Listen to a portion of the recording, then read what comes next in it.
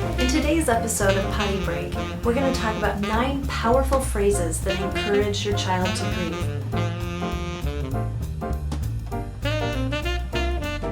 There's one overwhelmingly common clue that our kids give off that indicates that they need to grieve, and that is this. They reach up and they start massaging their tear ducts, and when you call them on that, it's like, oh, it looks like you look really sad. They almost always say the same thing. Oh, I just have something in my eye. Kids like you who had really hard things happen always have something in their eye.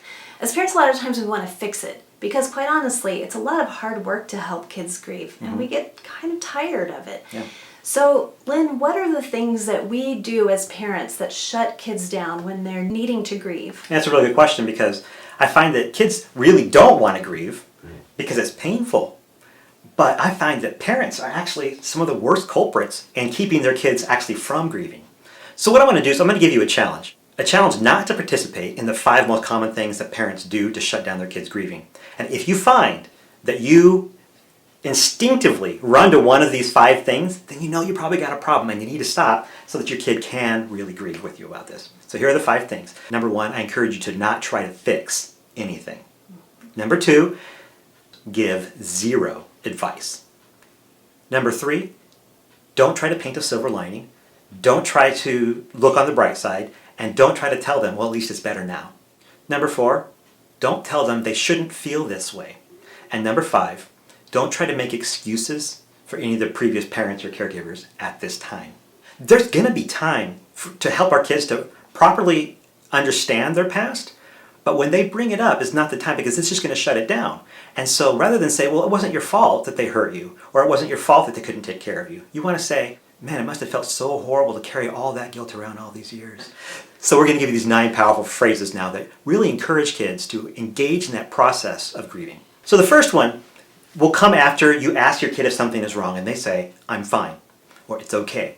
So our powerful phrase here is, I think you want to be fine, and we know you will be fine, but for right now, I think we have to go through a time of being sad before we get there. Secondly, it's very common for these kids not to want to engage in grief. So the powerful phrase we're going to use to respond to this situation is, well, if you're not going to be sad, I think I'm going to take some time to feel sad about that because that sounds really awful.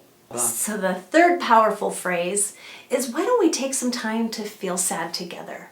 We're connecting with them. Powerful phrase number 4 is, after they've really spent some time grieving, we're going to say, that must have been really hard work.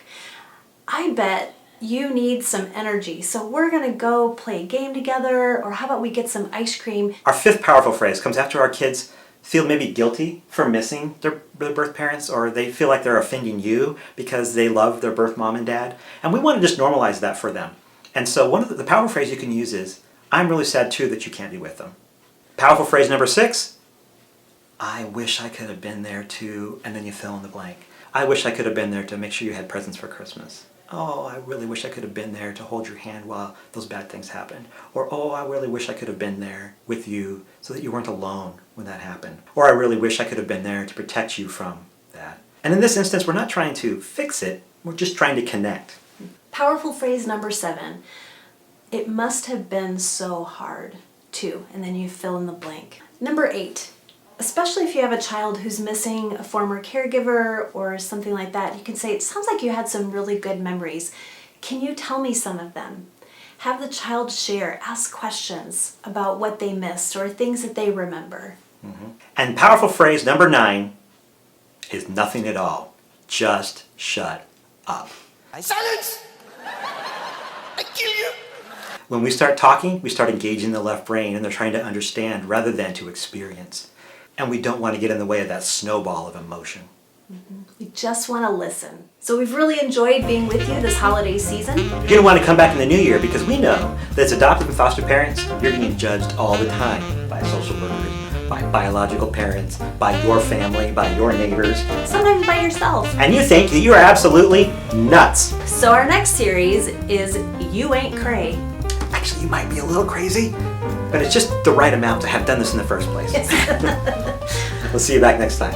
Until then, don't forget to flush. And don't forget to wash your hands.